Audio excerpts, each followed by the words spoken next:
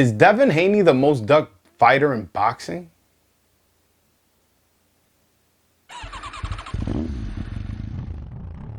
What's going on, everybody? It's your boy Broadway Joel, the boxing guru. If this is your first time here, make sure you hit the subscribe button. If you've been here before, thanks for coming back. So today we're going to talk about how Devin Haney is the most ducked fighter in all of boxing. Now, the only other fighter who I can see an argument for is Boo Boo Andrade, but he's not as popular, not as box office, so there's a bit of variable when it comes to him, but I won't get too deep into that. I'll just give you my opinion as to why I think Devin Haney's the most ducked fighter.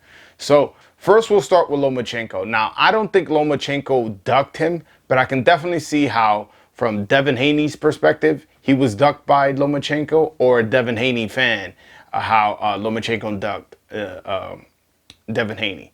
So right before Lomachenko was going to fight Teofimo Lopez, what he did is he requested to become the franchise champion to avoid fighting Devin Haney. Now, did he avoid because he thought he was going to lose and it was a tough fight? I don't think so. What I think is he saw the opportunity to fight Teofimo, who has the same promoter, so it's easier negotiation, as well as Teofimo had the IBF title, so it would be for undisputed champion, yes, a title fight. And so what he did is he just requested the franchise champion, so that way he could go on to make this bigger money fight, as opposed to a bigger in-house fight that's more legacy, as opposed to a fight against a mandatory. That's just one example. So after he got the designation of franchise champion, Devin Haney got the WBC title, but under the conditions that he would have two mandatories. He would have, the mandatory would be the winner of Ryan Garcia versus Luke Campbell, and then he would have to fight Javier Fortuna. So everybody knows Ryan Garcia goes on to knock out Luke Campbell, so he's the WBC mandatory for Devin Haney. Devin Haney's at the fight. After the fight, Ryan Garcia goes on to say, oh, he wants to fight Tank and Tank. That's what he says all throughout the interview. They goes, yeah, Devin Haney too, but I really want to fight Tank. Long story short, it looks like that fight's going to happen, Tank and Ryan. Then all of a sudden, Ryan brings up that he's going to fight Manny Pacquiao. That fight never materializes. And then, you know, you would think, all right, he didn't get those two big fights, which are bigger fights than Devin Haney. So had he fought one of those two guys, I wouldn't even have been mad. He, instead of activating his mandatory and trying to fight Devin Haney for the title, which Devin Haney has said he was willing to do, to fight him anyways, he wasn't going to vacate, he decides to fight Javier Fortuna to become the only mandatory for Devin Haney, which makes no sense. Why would you fight another guy when you have the mandatory designation already on you? It's set in paper. There were news articles by Mauricio Suleiman saying that you were one of the mandatories. You were going to get a shot at the title, you know. And then he pulls out of the Javier Fortuna fight due to mental illness. Now, I never believed he had mental illness. I'm just keeping it funky. I'm keeping it real. I tweeted about it. Look at my tweet right here. I tweeted about it. I thought he did that because he knew as soon as he beat Fortuna, he was going to have no excuse but to fight Devin Haney. Now, I think Ryan Garcia is a talented fighter. I think his power is legit.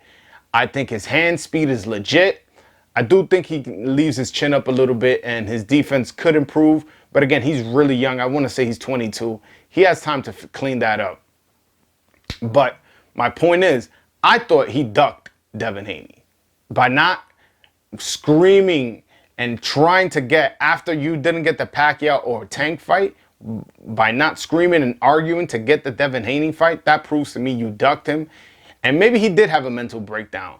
But that mental breakdown might have been thinking like, hey, after I beat Javier Fortuna, there's no excuse. I have to fight Devin Haney because we both fight on the zone.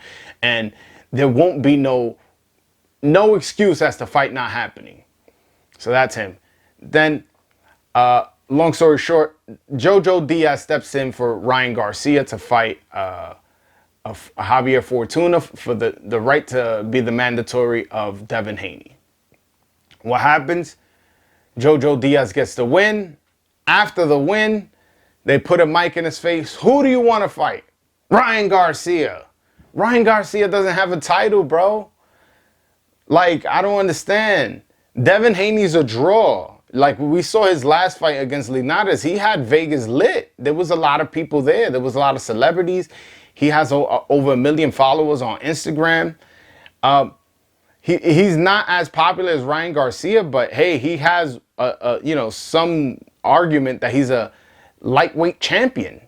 You know, WBC, the most important and sanctioning body according to others, according to Mayweather, in all of boxing. Why wouldn't you go, hey, listen, I'm the mandatory, I'll see you next? Now there's been a back and forth with Jojo Diaz and Devin Haney on Twitter about what I just spoke, but it looks like the fight is gonna happen. But the fact that it even got to that point where he was calling out Ryan Garcia first, it just shows that people aren't trying to fight Devin Haney.